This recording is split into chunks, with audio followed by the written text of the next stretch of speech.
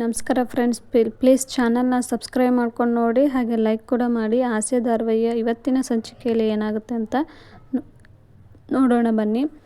ಮೊದಲಿಗೆ ಇಲ್ಲಿ ಮೀನಾ ಮತ್ತು ಸೂರ್ಯ ಇಬ್ಬರು ಹುಡುಕ್ಲಿಕ್ಕೆ ಹೋಗಿರ್ತಾರಲ್ವ, ಅವ್ರ ಫ್ರೆಂಡ್ ಹತ್ರ ಹೋಗಿ ಅವರು ಒಂದು ಸೈಡಲ್ಲಿ ಬರ್ರಿ ಅಂತ ಹೇಳ್ತಾರಲ್ಲ, ಆ ಲೇಡಿ ಬಂದುಬಿಟ್ಟು ಹೇಳ್ತಾ ಇರ್ತಾಳೆ ಅದು ಅದು ಅದು ಅಂತ ರಾಗ ಎಳಿತಾ ಇರ್ತಾಳೆ.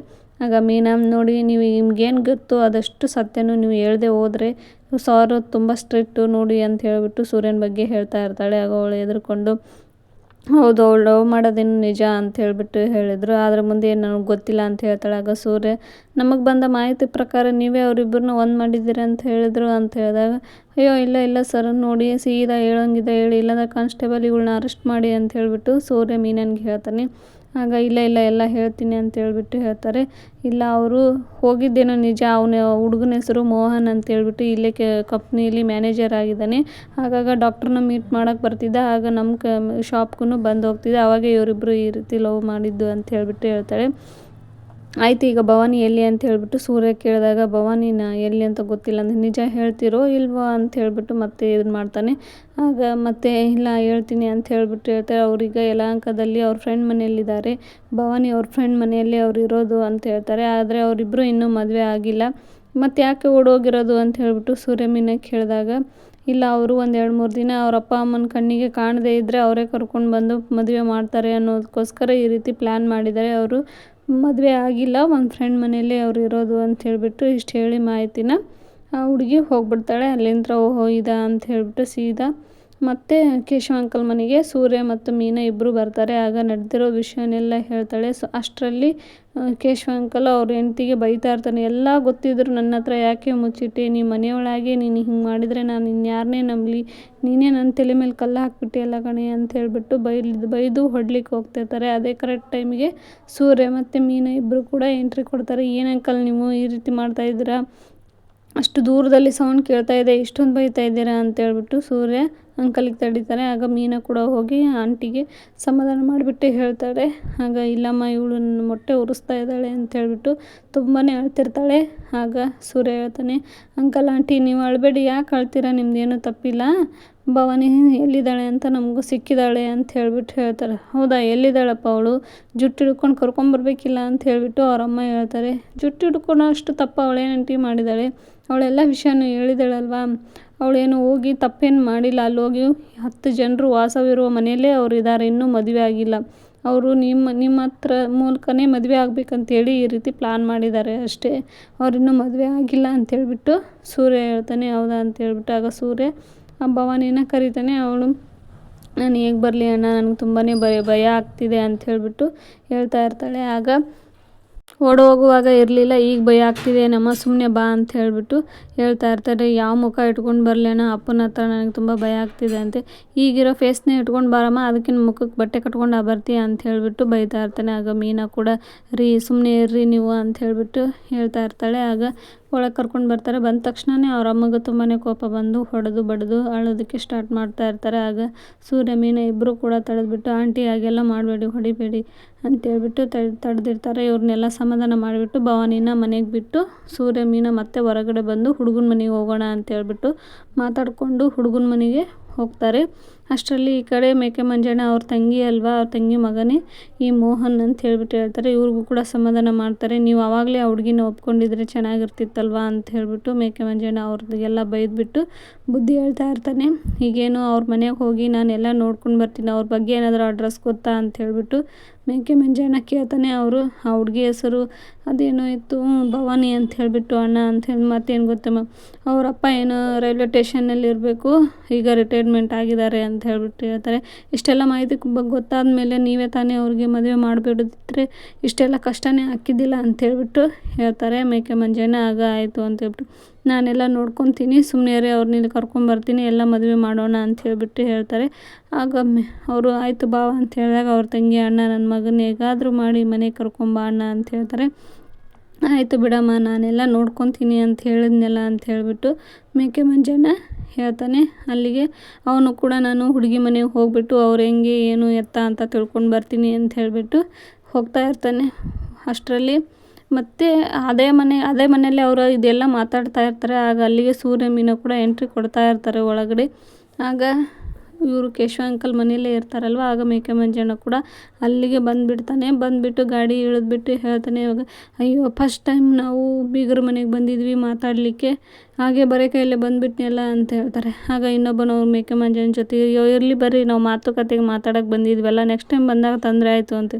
ಅದು ಆಗಲ್ಲಪ್ಪ, ಒಳ್ಳೆ ಕೆಲಸ ಮಾತಾಡೋಕ್ಕೆ ಬಂದಾಗ ಏನಾದರೂ ಕೈಯಲ್ಲಿ ಸ್ವೀಟು ಏನಾದರೂ ತರಬೇಕು, ಬಾ ಇಲ್ಲೇ ಎಲ್ಲಾದರೂ ಅಂಗಡಿ ಇದೇನೋ ಹೋಗಿ ತೊಗೊಂಡು ಬಂದುಬಿಡೋಣ ಅಂತ ಹೇಳ್ಬಿಟ್ಟು ಗಾಡಿ ಎತ್ಕೊಂಡು ಹೋಗ್ತಾರೆ. ಆವಾಗ ಸೂರ್ಯ ಮತ್ತು ಮೀನಾ ಇಬ್ಬರು ಕೂಡ ಮನೆಯಿಂದ ಆಚೆ ಬಂದು ಇವರು ಹುಡುಗನ ಮನೆಗೆ ಹೋಗ್ತಾರೆ, ಇವರು ಹುಡುಗಿ ಮನೆಗೆ ಬರ್ತಾರೆ.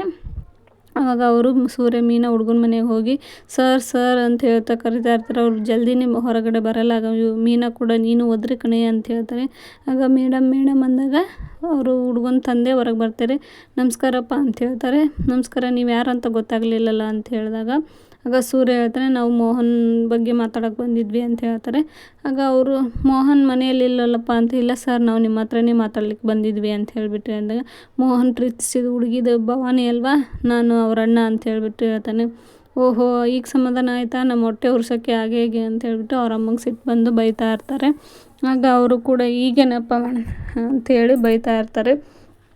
ಸೂರ್ಯಕಾಂತ್ ಅವಾಗೆಲ್ಲ ತಾಮ್ರ ತಟ್ಟೆಯನ್ನೆಲ್ಲ ತೆಗೆದ್ಬಿಟ್ಟು ಇದೇನಪ್ಪ ಮಾಡ್ತಾ ಇದೀಯಾ ಅಂತ ಹೇಳಿದಾಗ, ಇದು ನಿಶ್ಚಿತಾರ್ಥದ ತಟ್ಟೆ ಸರ್ ಅಂತ ಹೇಳ್ಬಿಟ್ಟು ಹೇಳಿದಾಗ, ಓಹೋ ತಂಗಿ ಮಾಡಿದ ತಪ್ಪನ್ನೆಲ್ಲ ಮುಚ್ಚಾಕ್ಬಿಟ್ಟು ಈಗ ಅವ್ರು ಮದುವೆ ಆಗಿರೋದನ್ನ ಮತ್ತೆ ಕರ್ಕೊಂಡು ಬಂದು ಮತ್ತೆ ಇನ್ನೊಂದು ಸಲ ಮದುವೆ ಮಾಡಿ ಅಂತ ಹೇಳ್ಬಿಟ್ಟು ಹೇಳಲಿಕ್ಕೆ ಇಲ್ಲಿ ತನಕ ಬಂದಿದ್ದೀರಾ ಅಂತ ಹೇಳ್ಬಿಟ್ಟು ಹೇಳ್ತಾರೆ ಅವರು.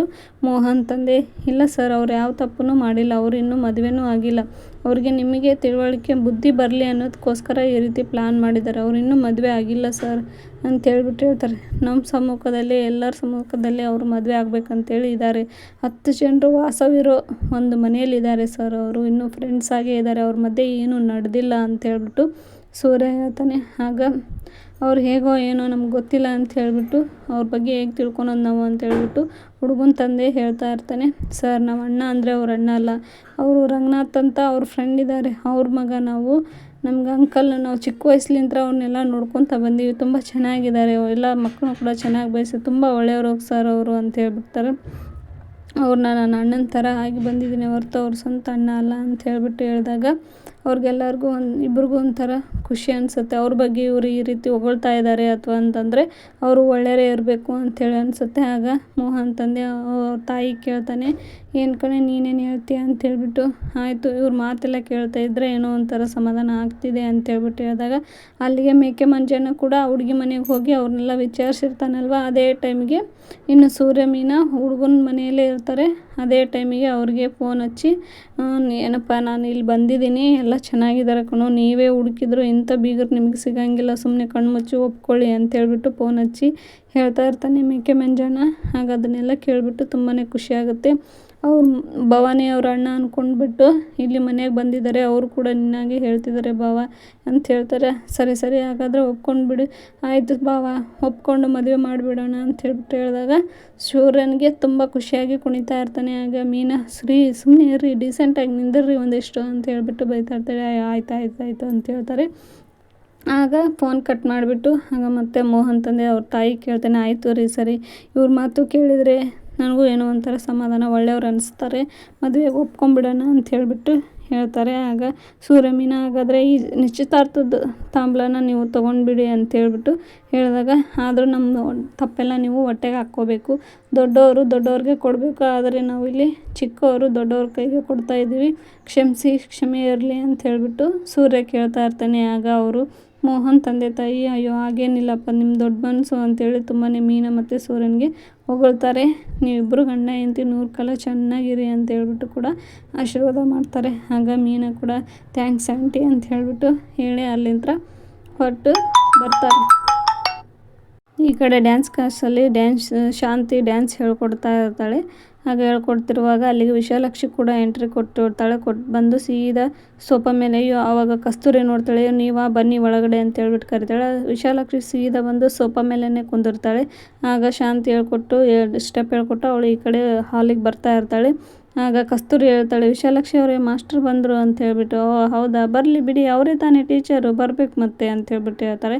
ಆಗ ಶಾಂತಿ ಕಸ್ತೂರಿನ ಸೈಡಲ್ಲಿ ಕರೆದು, ಏನೇ ಇವಳು ನಾನು ಬಂದ ತಕ್ಷಣ ಎದ್ದು ನಿಂತ್ಕೊಂಡು ಟೀಚರ್ ಹಾಗೆ ಹೀಗೆ ಅಂತ ರೆಸ್ಪೆಕ್ಟ್ ಮಾಡ್ತಿದ್ಲಿ, ಈಗೇನೆ ಉಳಿದು ಎಷ್ಟು ಸೊಕ್ಕ ಬಂದಿದೆ ನೋಡು, ಹೇಗೆ ಕುಂತಿದ್ದಾಳೆ ಕಾಲ ಮೇಲೆ ಕಾಲು ಹಾಕ್ಕೊಂಡು ಹಾಗೆ ಹೀಗೆ ಅಂತ ಹೇಳ್ಬಿಟ್ಟು ಅಂತಿರ್ತಾಳೆ. ಆಗ ಹೌದು ಬಿಡಿ, ನಾನು ಯಾರು ಹೇಳಿದ ಕೆಲಸ ಎಲ್ಲ ಮಾಡ್ತಾರೆ ಅವ್ರು ನನಗೆ ಗುರು ಅನಿಸ್ತಾರೆ. ಇವ್ರಿಗೆ ಒಂದು ಸೊಸೆನ ಇದನ್ನ ಎದುರ್ಸೋಕ್ಕಾಗಲಿಲ್ಲ, ಇವ್ರೆಂಥವ್ರು ಇದು ಅಂಥೇಳಿ ವಿಶಾಲಾಕ್ಷಿ ಅವಳನ್ನ ಮೀನನ್ನು ಎತ್ಕಟ್ತಾ ಇರ್ತಾಳೆ. ಆಗ ಕಸ್ತೂರಿಗೆ ಇದೆಲ್ಲ ಅರ್ಥ ಆಗುತ್ತೆ, ಇವಳು ಮೀನನ ಬಗ್ಗೆ ಬೇಕಂತಲೇ ಹೇಳ್ತಾ ಇದ್ದಾಳೆ, ಆದರೆ ಶಾಂತಿಗೆ ಅರ್ಥ ಆಗ್ತಾ ಇಲ್ಲ ಅಂತ ಹೇಳ್ಬಿಟ್ಟು ಹೇಳ್ತಾ ಇರ್ತಾಳೆ. ನೀವೆಂಥ ಮಾಸ್ಟರ್ಸ್, ಒಂದೇ ಸೊಸೆನೇ ಎದುರಿಸ್ಕೊಳಕ್ಕಾಗಲಿಲ್ಲ, ಅವಳು ಈಗ ಹೂ ಕಟ್ತಿದ್ದಾಳೆ, ನಾಳೆ ಡೆಕೋರೇಷನ್ ಮಾಡ್ತಾಳೆ, ನಾಳೆ ಕೋಟ್ಯಾಧಿಪತಿ ಆಗ್ತಾಳೆ, ಆಗ ನಿಮ್ಮ ಅಹಂಕಾರ ಎಲ್ಲ ಮುರಿದು ನಿಮ್ಮನ್ನು ಮನೆಯಿಂದ ಆಚೆ ಹಾಕ್ತಾಳೆ, ಅಲ್ಲಿವರೆಗೂ ಸುಮ್ಮನೆ ಕುಂದರು ಅಂತ ಏನು ನನಗೆ ಚಾಲೆಂಜ್ ಆಗ್ತೀರಾ, ಅದನ್ನೆಲ್ಲ ನಡೆಯೋಕ್ಕೆ ಬಿಡಲ್ಲ, ನಾನು ಅವಳಿಗೆ ಅಲಂಕಾರ ಅಲ್ಲ, ಹೂ ಕಟ್ಟೋಕ್ಕೂ ಬಿಡೋದಿಲ್ಲ ಅಂತ ಹೇಳ್ಬಿಟ್ಟು ಶಾಂತಿ ಚಾಲೆಂಜ್ ಮಾಡ್ತಾಳೆ. ನೋಡೇ ಬಿಡೋಣ ಈ ಚಾಲೆಂಜಲ್ಲಿ ನೀವು ಅಂತ ಹೇಳ್ಬಿಟ್ಟು ಹೇಳ್ತಾಳೆ. ಆಗ ವಿಶಾಲಾಕ್ಷಿ ಕೂಡ ಅದೇ ಬೇಕಾಗಿರ್ತೈತಲ್ಲ, ಮೀನನ್ನು ಎತ್ತು ಕಟ್ಟೋದೇ ಅವಳಿಗೂ ಬೇಕಾಗಿರುತ್ತೆ. ಆದರೆ ಆ ವಿಷಯ ಶಾಂತಿಗೆ ಗೊತ್ತಿರಲ್ಲ. ಹಾಗಾಗಿ ಅವಳ ಮಾತಿಗೆ ಚಾಲೆಂಜ್ ಮಾಡಿಕೊಂಡು ತುಂಬಾ ಸಿಟ್ಟು ಮಾಡಿಕೊಂಡು ಮನೆಗೆ ಹೋಗ್ಬಿಡ್ತಾಳೆ. ಇಲ್ಲಿಗೆ ಸಂಚಿಕೆ ಮುಕ್ತಾಯವಾಗುತ್ತೆ. ಪ್ಲೀಸ್ ಚಾನಲ್ನ ಸಬ್ಸ್ಕ್ರೈಬ್ ಮಾಡ್ಕೊಂಡು ನೋಡಿ, ಹಾಗೆ ಲೈಕ್ ಕೂಡ ಮಾಡಿ, ಶೇರ್ ಮಾಡಿ, ಸಪೋರ್ಟ್ ಮಾಡಿ.